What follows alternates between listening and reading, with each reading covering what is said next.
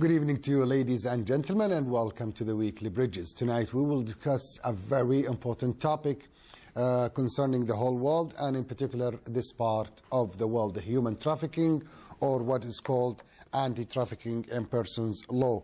A royal decree was issued on the 21st of 1430 Hijriya, 14/7/2009, by the custodian of the two holy mosques, with the title Anti-Trafficking in Person Law Royal Decree, and also the system Anti-Trafficking in Persons Law. So tonight we'll speak with my guests here in the studio about human trafficking law, and it's called in Saudi Arabia Anti-Trafficking in Person Law. Allow me to introduce my guests here in the studio, Dr. Abdالرحمن الزهيان, a legal expert. Welcome to the program, sir. Thank you very much. Dr. عبدالرحمن العناد, well, he's a well-known guest in the program, member of the National Assembly for Human Rights, former member in the Shura Council. Welcome, both of you, sir, to the program. Allow me to start with you, Dr. عبدالرحمن العناد, being a member of the National Assembly for Human Rights. And human trafficking is becoming annoying all over the world, and that's why the United States, the United Nations, have established many laws actually fighting human trafficking in the world. First of all, elaborate to us about what human trafficking means to you as a National Assembly of Human Rights member. Okay, first, thank you for having me in your program. You're welcome. Also, I want to clear that our society called not Assembly. Society, okay. Yeah, National Society for Human Rights.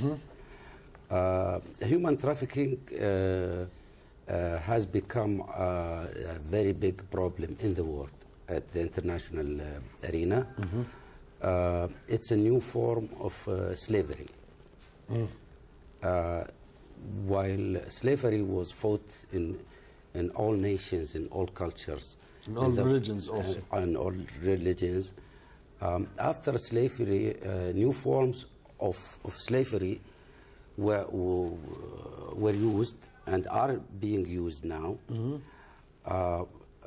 And people are being exploited either sexually or to being forced for work with low wages, bad working conditions against their wills, in most cases because the people who are involved are usually illegal immigrants to other countries, including Europe and the United States and South America. So the United Nations recognized that this is a very big problem, affecting more than or about 30 million persons in the world. This is the manifest size of the problem, because there is another level of this problem. It's not being used, but it is administered within houses, within working places, in legal instances and situations. But now, the only thing that we can talk about at this moment are the illegal practices of human trafficking. And this is a big business. There is two kinds of this trafficking: organized gangs, international gangs working in this business, which is over $60 billion a year, mostly in sex exploitation of children and women, but about 30% according to some statistics, for forced work or coercion in work. the affected people in this issue all around the world, about 80% are women and children. And usually children, we are talking about any underage. Usually they are women also, female, underage. They are called children. They are being traded and trafficked for sex purposes and for working in nightclubs and massage places and things like this. So this is a very big problem. The United Nations declared a protocol which was signed or agreed upon by the General Assembly in 2002. International Protocol for Preventing and Punishment of Human Trafficking. And according to that protocol requests from all nations to produce and enact laws against human trafficking. Okay, before I come back to you, Dr. Al-Zahyan, but because you will speak about the concept, if I may take Dr., because he's on the phone, I'll come back to you. Dr. Ibrahim Al-Gaid, a member of the Executive Council, National Association for Human Rights. I want to welcome you, sir. Yeah, yes. Good evening. Hello, how are you? Good evening.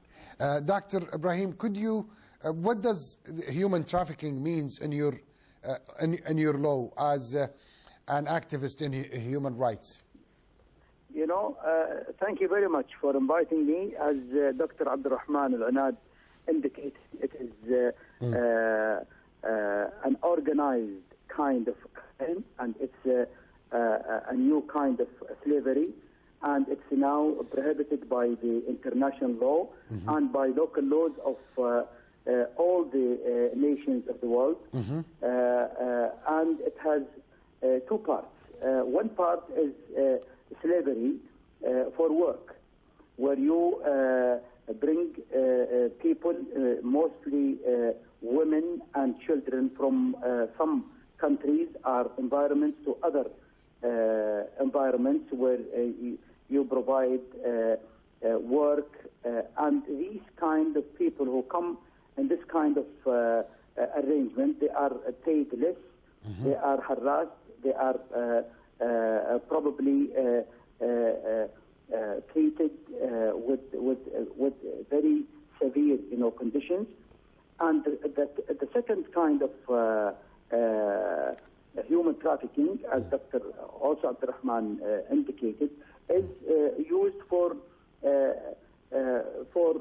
immoral businesses like working in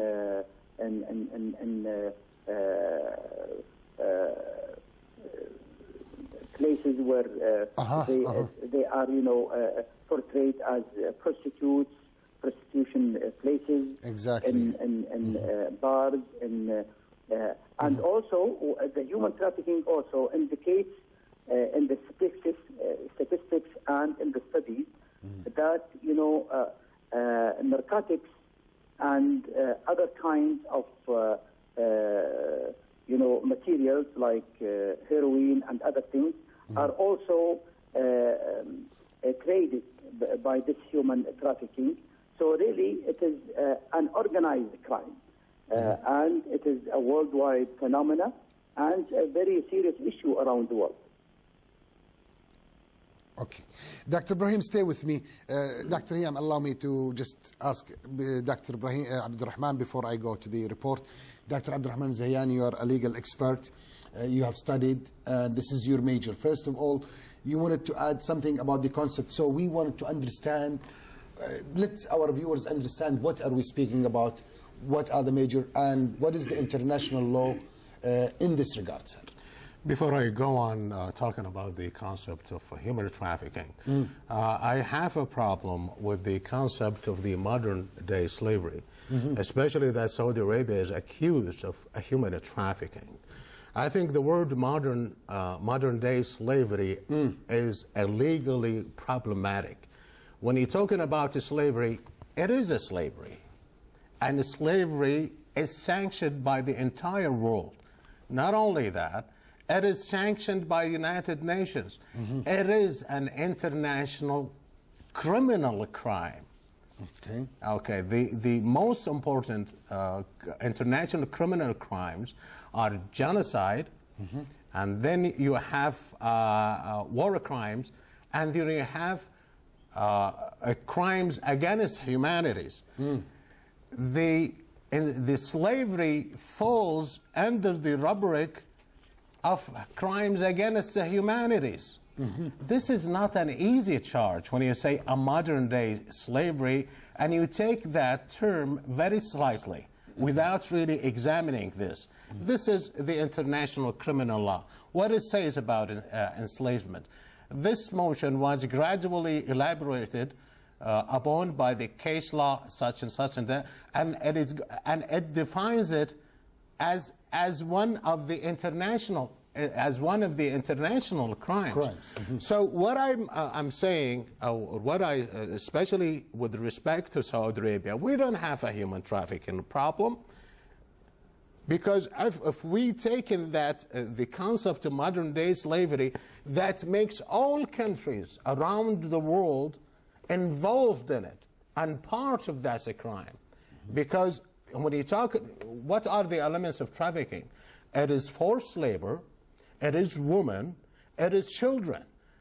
Okay, and when the laborers, and you bring them to work in the Gulf countries, including Saudi Arabia, and you claim that they are forced, then those countries and their own home countries are involved in this crime. Why? Because they have recruitment offices there, and they are licensed by their own government. And so that human trafficking, or what's so-called modern-day slavery, is made under their watchful eyes. Okay. So what I would say, especially when we're talking about Saudi Arabia, we don't have that problem, because when you talk about forced crime, the key word here is coercion, and coercion as opposed to voluntarily. Okay, most of these people who are coming to Saudi, so nobody's forcing them. They come with a contract. And they come, with voluntarily. Voluntarily, yes, exactly. Nobody coerces, and no one here in Saudi Arabia can coerce anybody to work. As a matter of fact, most of the Saudi families are suffering from the chauffeurs and their drivers. Exactly. All of a sudden, he decides, well, he throw the keys and say, well, I'm not going to work today. I'm leaving. I'm leaving. And we have the maids also. And nobody can, and maids also. And no one can. No one can coerce after them you to pay work. like they go to the police and they drag them to the. Exactly. If they coerced them to work, they would drag them and throw them in jail. So this is the concept that I really do have a problem with, and I need to be clarified. Okay, I will come back to you. Dr. Abdulrahman, you want to add anything? Yes, just a short. We should not deny that we have this problem, but it's not practiced by Saudis. We have lots of immigrants in the kingdom, and we have lots of illegal immigrants from neighboring countries and from other countries. Yes. We also have housemaids who escape, and they are being exploited by people from their nationalities. From their countries, yes, exactly. Yes, they from are their own countries. Okay, yes. They are not Saudis who are trafficking in them, but there are gangs in the kingdom using especially women and men and children. They use men for drug trafficking, they use children for begging, and they use women for sex exploitation. For sexual. Yeah, and they are using them because they know they are illegal, and they pay them good money. Okay. And so it's not a Saudi people problem. No, it's not. It's an international. Usually, and this is internationally known. Usually the exploiter is from the same nationality of the person who exploits. Okay, let's take a look at this report where this year's United Nations World Human Rights Day sought to shed light on crimes against humanity ongoing in numerous parts of the world. Let's go with our correspondent and see the latest. The 64th anniversary of the United Nations Universal Declaration of Human Rights was observed around the world this week as an opportunity to highlight some of the globe's gravest humanitarian issues and foster international unity against such abuses. Now, human rights don't always occupy the headlines, but they are often what lie just behind and underneath them. And the future that awaits the students and young people today will be shaped in large part by how well leaders live up to their human rights responsibilities. The theme for Human Rights Day 2012 shines a spotlight on the rights of all people: women, youth, minorities, persons with disabilities, indigenous people, and the poor and marginalized, to make their voices heard in public life and to be included in political decision-making, such as how the Palestinians did recently by upgrading their UN membership. We sat down with human rights activist Caleb Maupin to hear more about the awareness campaigns here in New York, where rallies for Palestine take place daily. Well, there are protests almost every day against what is going on. People are waking up to these human rights violations. They are opposing them. They are pouring into the streets, and they're outraged. There have also been campaigns to boycott the Israeli products. Students in the colleges here in New York have had petition campaigns asking their colleges to stop buying products from certain companies that do business with Israel or have connections with the Israeli settler state. Ongoing turmoil in Syria continues to be one of the most serious human rights crises in the world today, with the United Nations again calling on a cessation of violence.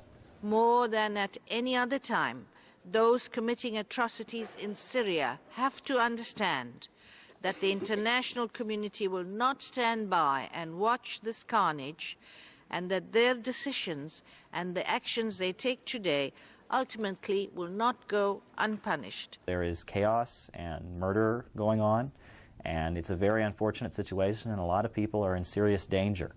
And that is something that people are very upset about, to see so much human rights violations going on. Right now, there is a concerted effort in the media to get the people of the U.S. to support military action in Syria and to support the U.S. getting involved and trying to overthrow the Assad government. The United Nations General Assembly recently passed draft resolutions overwhelmingly condemning Syria, Iran, and North Korea for grave human rights violations, with a formal vote expected by the end of the year. Now, activists here in the U.S. are also using the occasion of Human Rights Day 2012 to call on the government to stop its torture and abuse of civilians in Afghanistan and of detainees at Guantanamo Bay. For KSA2, I'm Shruti Mathur, reporting from New York City.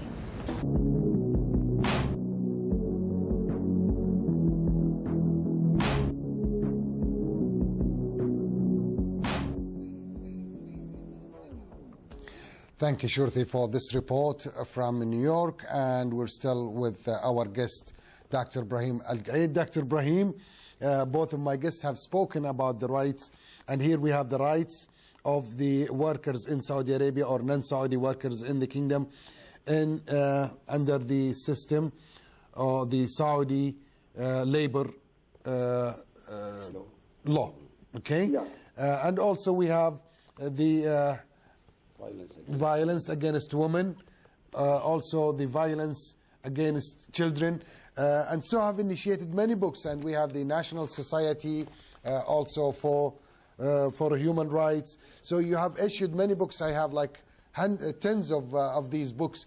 First of all, Dr. Abdulrahman Zayyan and Dr. Abdulrahman Al-عناد have spoken about the human trafficking and what is called the modern slavery.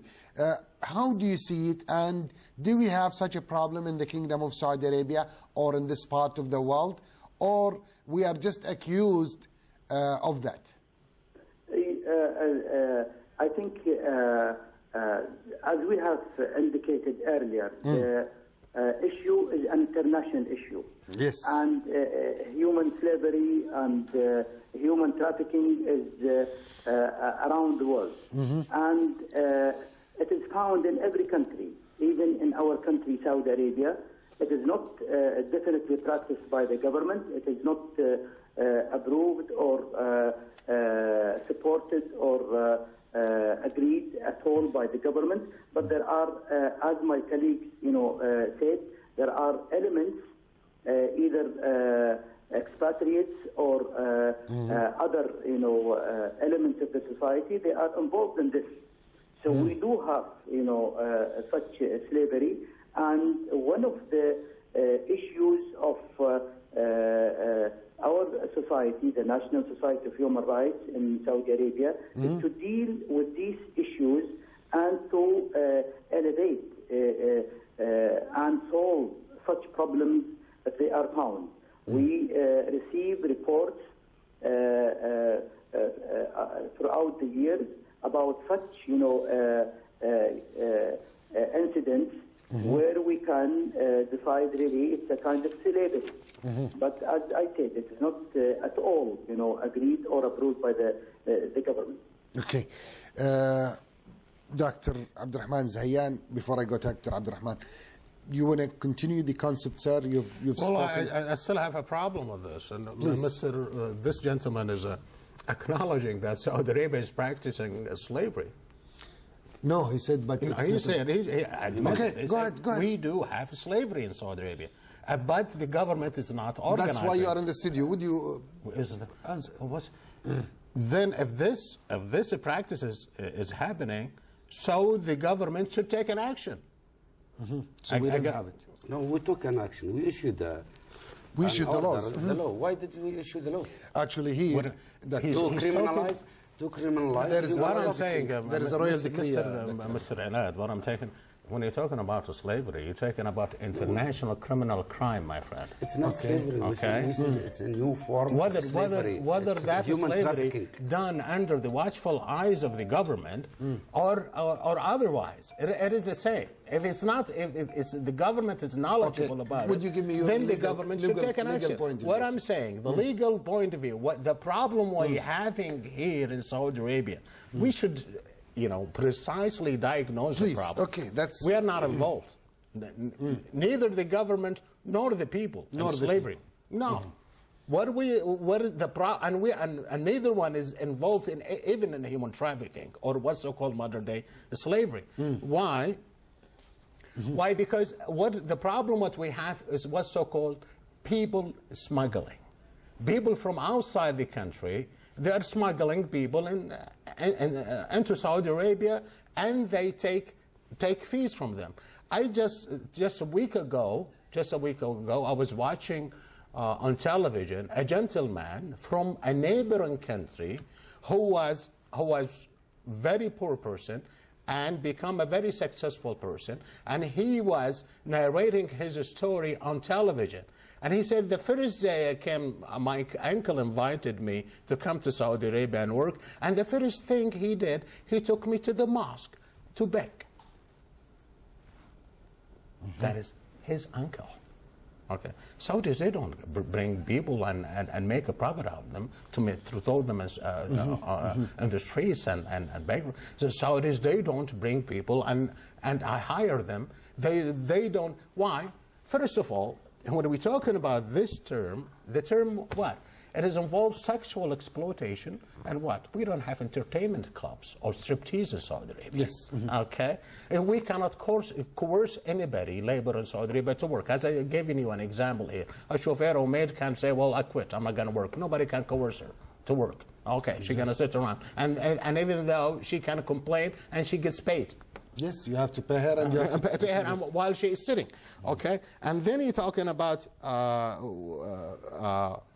other thing, the child labor. Child labor, you don't have a child labor in Saudi Arabia. Not as much as in Syria and Egypt, very well known in India, Pakistan, maybe. Tell me, who's going to hire a child in Saudi Arabia? No. I mean, they don't hire even older people. They don't even hire adult people. So we have to diagnose the issue very carefully. Otherwise, because this is a legal quagmire. Okay. Dr. Abdulrahman, you have discussed this issue in the Shura Council during, you have served as 3 terms. We passed the law. We ratified the law. Yes. Which was enacted. And we also ratified the agreement, the international protocol to combat human trafficking in the world. We are part of the world and we have the same problem. We are happy that the problem is not very big in our country. That's okay. But I completely disagree with Dr. Abdulrahman and agree with Dr. Ibrahim that we have this problem, and that's why we issued and enacted this law.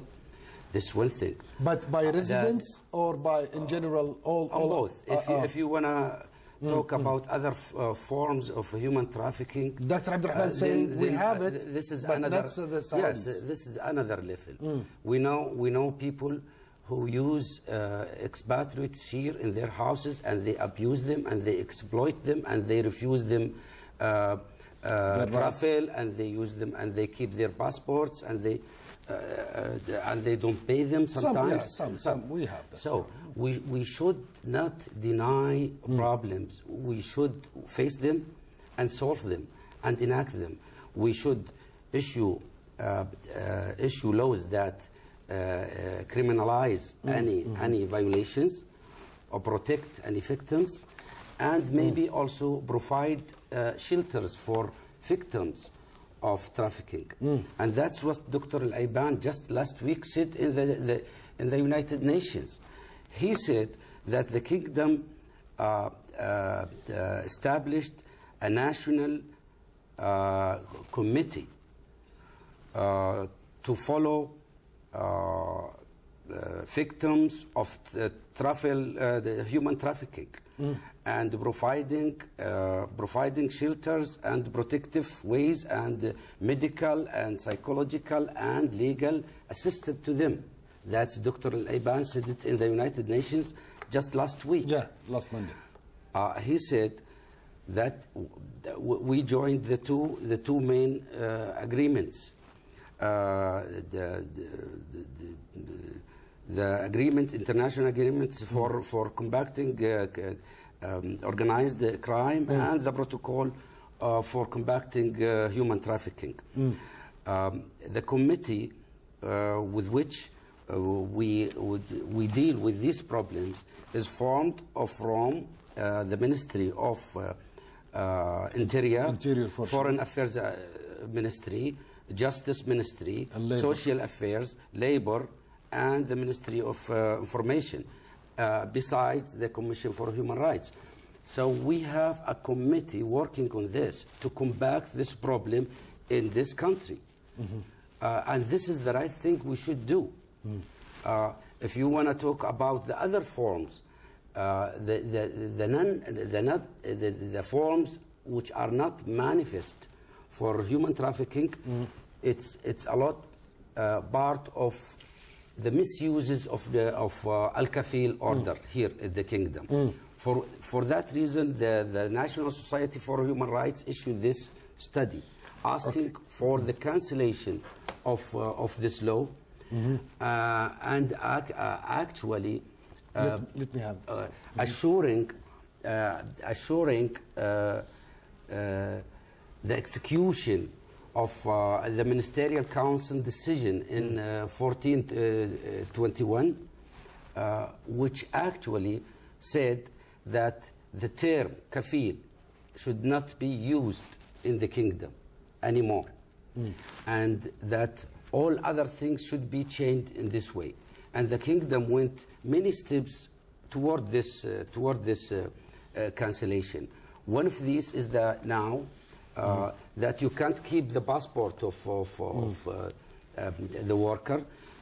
He doesn't need your consent to travel around the kingdom. He doesn't need your consent to go to Hajj. I will go back with you, but give me, because Dr. Ibrahim will leave.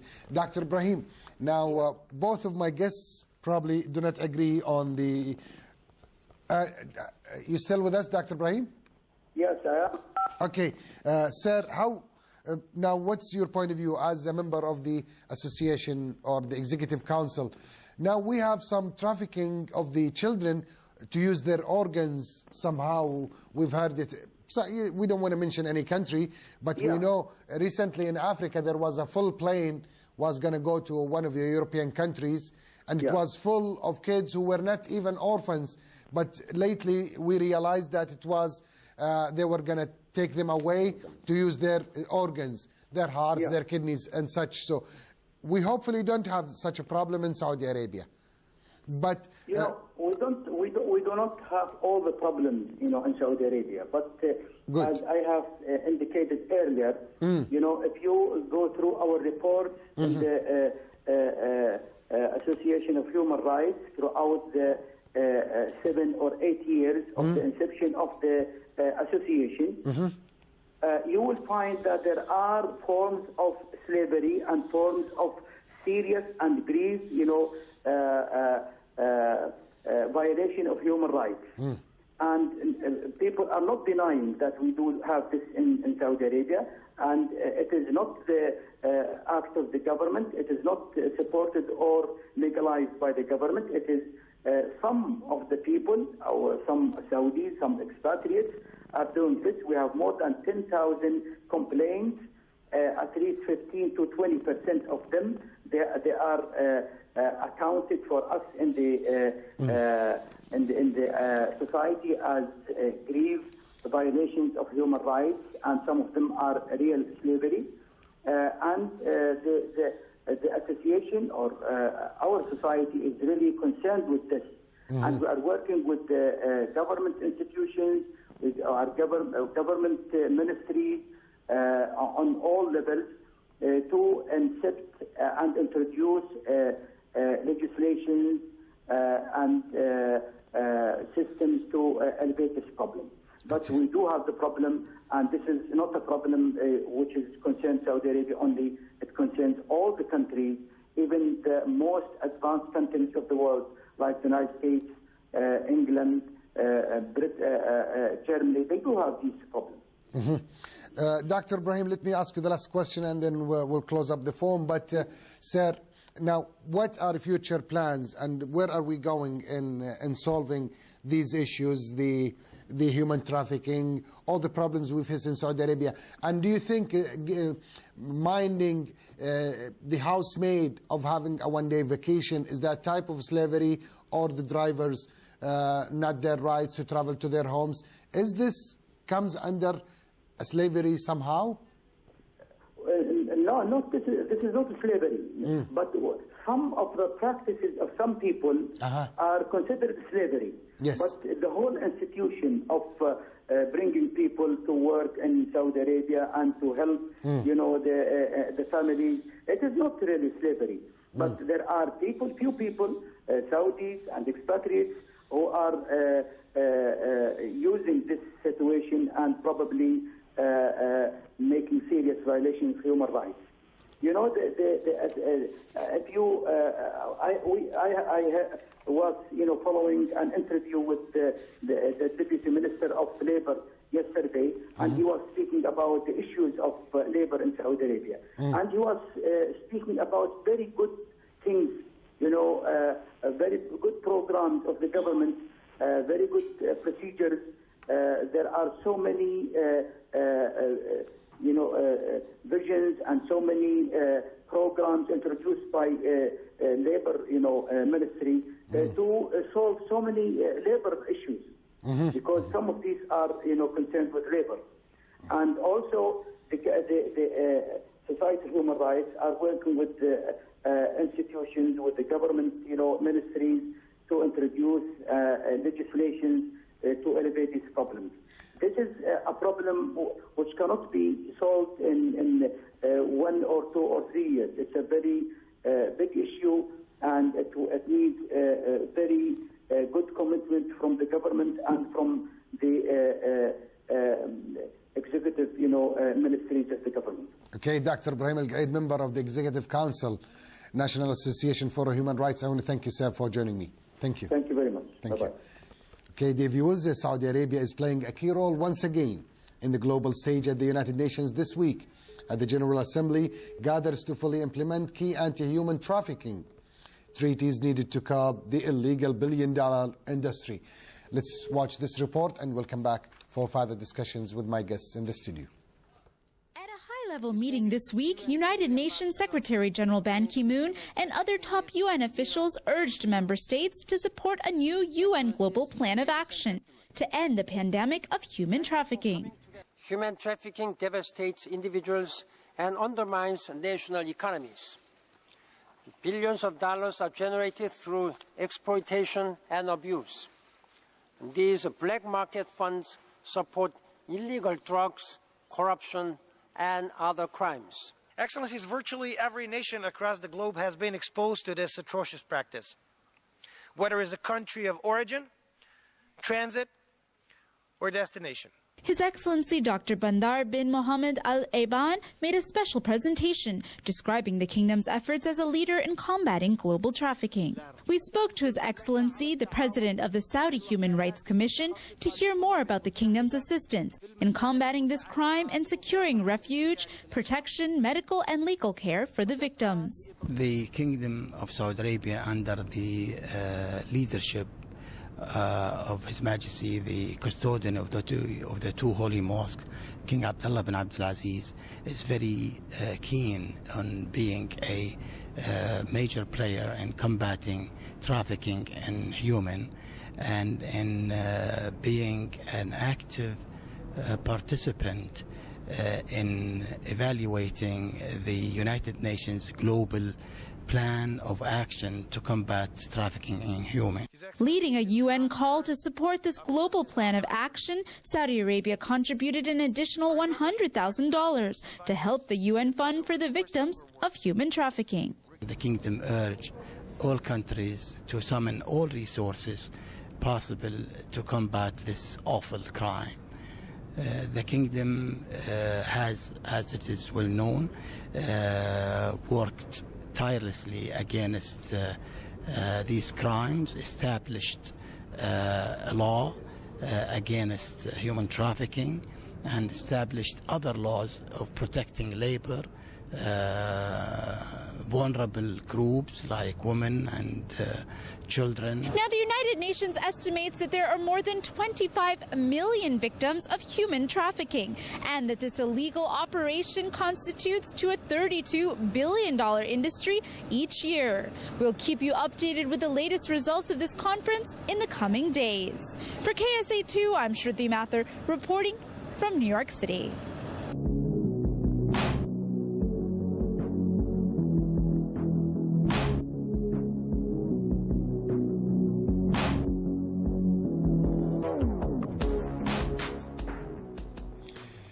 Thank you, Shruti, and welcome back for our discussion on the human trafficking around the world. Dr. Zahiyan, we've heard both the Secretary General, we've heard also the President of the General Assembly, and Dr. Bandar Al Eban.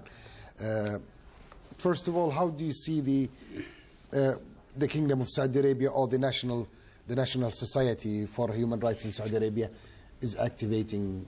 How do you read it as an legal expert? And if you want to comment on what has been said in the report. Well, I would say this is a very positive step, that we are going along with the rest of the world. It doesn't mean when we sign this agreement, it doesn't mean that we have it here as a serious problem. It is a good law. It is a good idea law that protects the human rights. Why not? Okay, that's fine.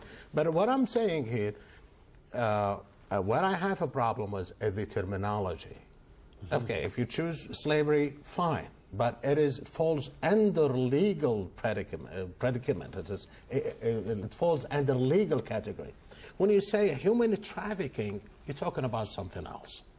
Okay, because it has when you're talking about modern slavery, it has a negative connotation to it, and it is very emotionally charged. This is a stigma on any country, especially in modern day. When you're talking about when slavery is virtually non-existent in the world, and you say, well, we're fighting slavery and so on and so forth. But what will you say, and that is what is legally and politically correct, is to say human trafficking. This is the issue. This is my disagreement with the gentleman. As far as the efforts of the Commission for Human Rights in Saudi Arabia, they are doing a wonderful job. They are not only human rights, it is violated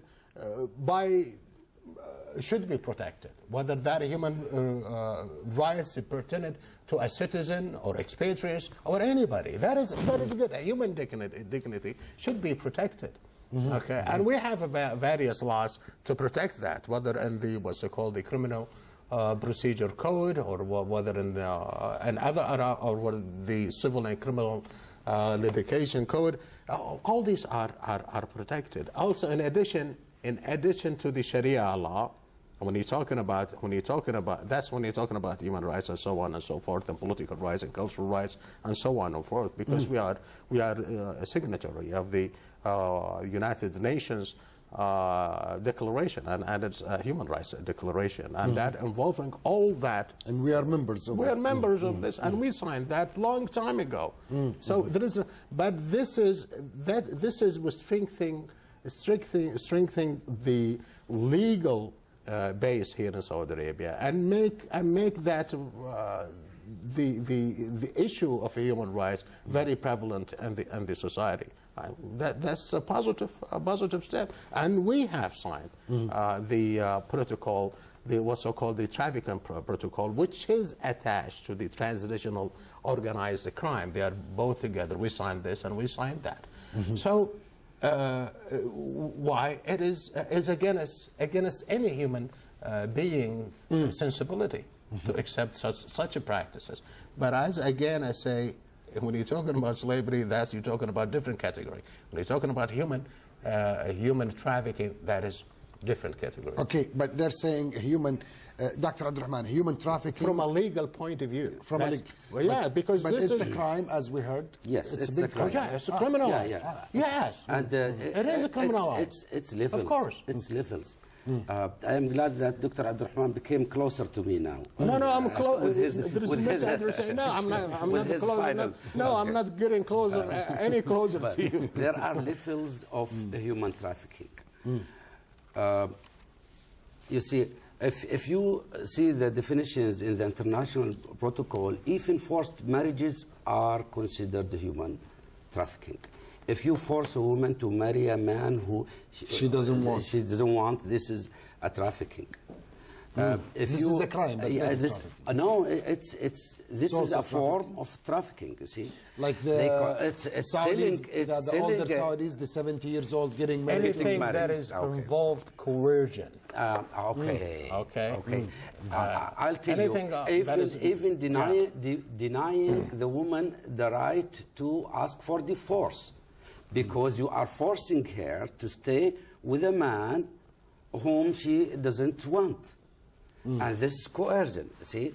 So all these forms are fall within the definition of a human trafficking, forcing people to do things they don't want to do, or to do things without getting them a fair wage. Dr. Abdulrahman also, Zahiyan, he's with you, but he's saying we do not have. We have to be careful with the terms. Because it's going to get you in other problems. Okay. But we acknowledge slavery. Slavery is a criminal, international criminal crime. According to international laws, we have underage marriages, which are crimes in the international law. They are not a crime in Sharia law. In our local laws, they are not, but they are criminalized outside. See, so we are not living in a separate planet. We are living in a world, and we should adapt our laws to be consistent with international agreements. And that's why the National Society for Human Rights issued that study. The coordination between our local laws with the international treatments. Now, that's what we are doing. We are trying to enact laws that come with the international human rights agreements and declarations. The kingdom has went a very long way. We are a member in the International Council for Human Rights. Yes, we are elected member, and we have a responsibility to be with the other world. That's why all the moves, the participation of the Human Rights Commission, Dr. Al-Iban, and others, the National Society for Human Rights, in international conferences and things, this is very useful for the kingdom, and this is helping us to solve our problems. But we should not deny. I know people, friends, relatives, they refuse their maids or drivers to travel when they want to travel. And they keep them 1 extra year over their contract. This is a usual and a popular practice in our part of the world. Yes, but this is a violation by law. But even the Saudi law does not allow you, does it? It does not allow it. Of course. But the problem usually victims are very weak. So and they don't know the part of the legal world, as you ways said. to go and complain. The only thing they can do is to escape and go to other persons who will exploit them more. Not all of them. I have a maid, she ran away the 3rd day she arrived. But also here, the viewers, there is an annual report, Dr. Abdulrahman is العناد, there is an annual report of all the achievements of this year. So, and you will find their statistics about the types of complaints which we receive in the society. And we receive labor problems, lots of them. Okay. One of the problem was a part or a result of what calls free visa. That was sold. And the labor he doesn't know his kafil. And he's working in a bad conditions. And yes, we do, but what Dr. Zahir said, it's not a massive... Your labor, whom you are the kafil, cannot go to work with another person, right? That's against the law. Even if his qualifications allow him to get a better pay there. Okay, sir, but even in America or in Europe, you only can if I am sponsored by Dr. Zahiyan, I have to work for Dr. Zahiyan. You have to work for me. I cannot just walk. You just cannot. If I have the I-20 study in somebody this else because you find a better job opportunity. Okay, I am saying even after completing the contract, even after completing the 2-year agreement, he can't. The only thing you can allow him, he has to get your consent to change his kafil or to travel. And he's a human. He's being forced to stay with you. But then if he stays, it's going to be illegal for him to stay. We'll say it's not. All crimes are not legal. No, that's why it's called a crime. It's a beyond... violation. We know it's a violation. And we are trying to enlighten society, not to practice these violations. And we are trying to enlighten victims to report violations. Okay, I understand. Dr. Zahiyan, are we in this part of the world being pushed by the superpowers, even though they ignore the human rights in their own countries, especially with minorities, especially with Arabs? After the September 11th, we know what happened to the Saudis there. And in Europe, a woman with veil cannot go buy anything because... So this dilemma is faced everywhere. But, as you said, it's less in this part of the world because we are religious. It's against the morality. The morality of ours, and we are religious. It is so against usually, Islam. Yes. It is against the culture.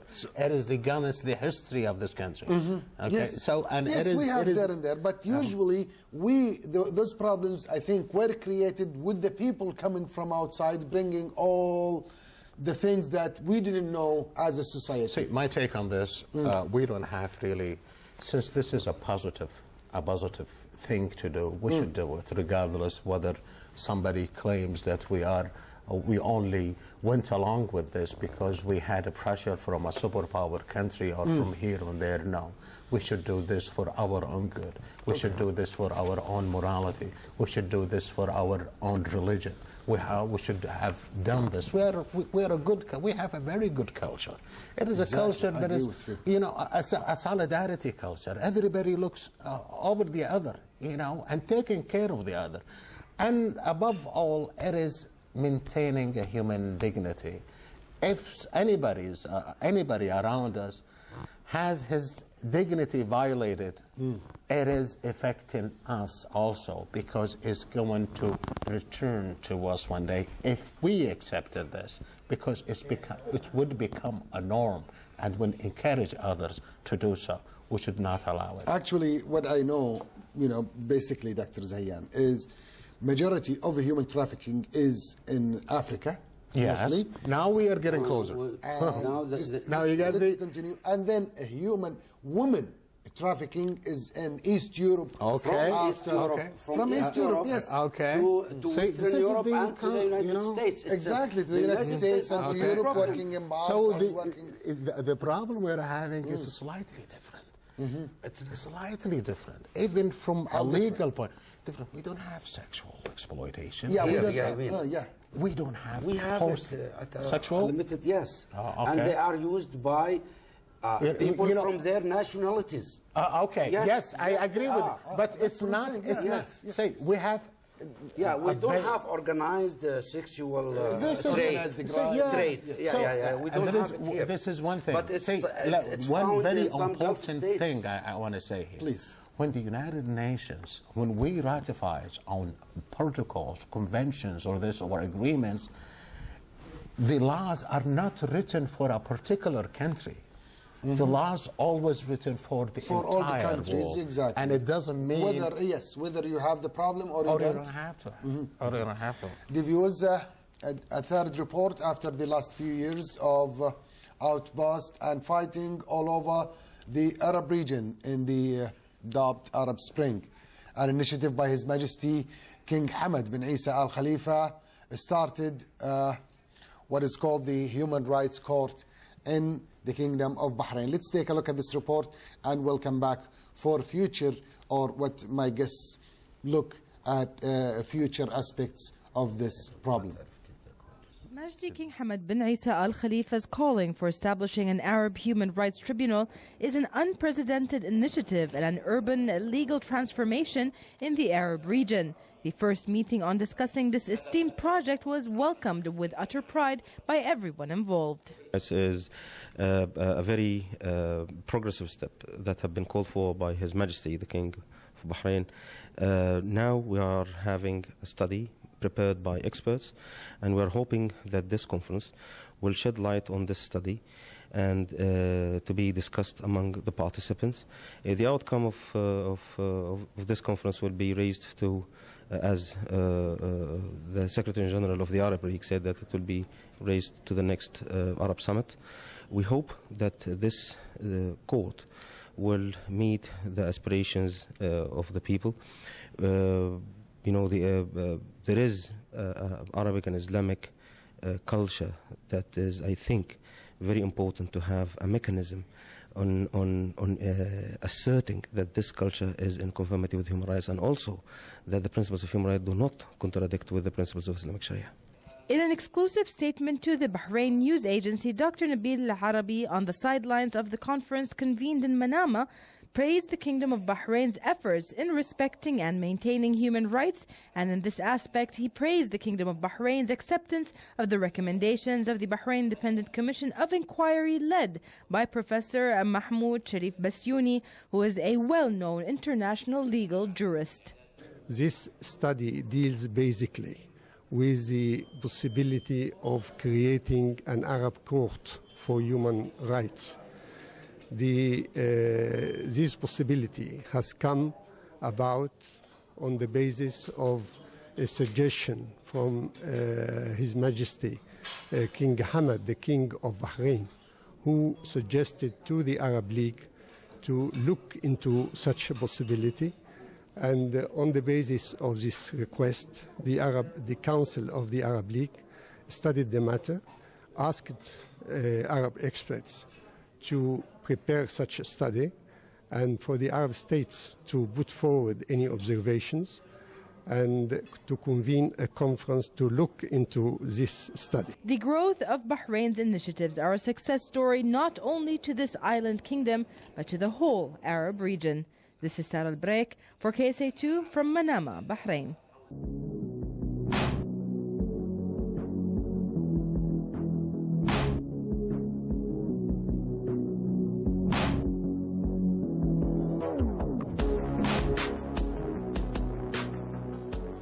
Welcome back to Bridges. We're still discussing the human rights and human trafficking and the internal laws of the Kingdom of Saudi Arabia and the international laws.